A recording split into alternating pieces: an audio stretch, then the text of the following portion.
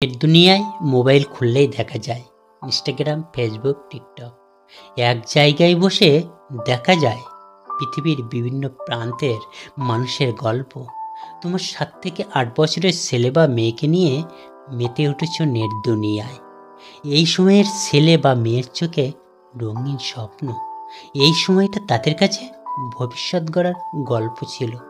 তুমি তো মা, তুমি কেমন করে পারছো তোমার সন্তানকে নিয়ে নেট দুনিয়ায় একটু একটু করে মেলে দিতে? তুমি বেশ ভাবতে পারো, আমার মেয়ের জন্য টিউশনি মাস্টার রেখেছি, ভালো পড়াশোনা করে, এই সময়টা একটু এনজয় করবে। তুমি হয়তো জানো না, তোমার অজান্তেই অদৃশ্যভাবে তোমার কাছ থেকে কেড়ে নিচ্ছে নেট দুনিয়া, ভেঙে গুড়িয়ে দিচ্ছে তাদের সোজা হয়ে দাঁড়িয়ে থাকার ক্ষমতাগুলি। তোমার কাছ থেকে বিচ্ছেদ ঘটাচ্ছে নেট দুনিয়া। তুমি তো বাবা, তোমার চোখে পড়ছে না?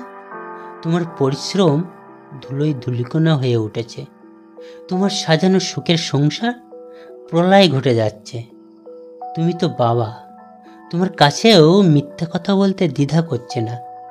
সময়ের কাজ সময়ে দেখো, যখন সাজানোর কথা ছিল তখন সাজালে না, তখন নিজেকে নিয়ে ব্যস্ত ছিলে।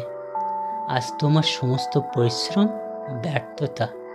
না পারলে মাকে টিকিয়ে রাখতে, না পারলে ছেলেকে মানুষ করতে।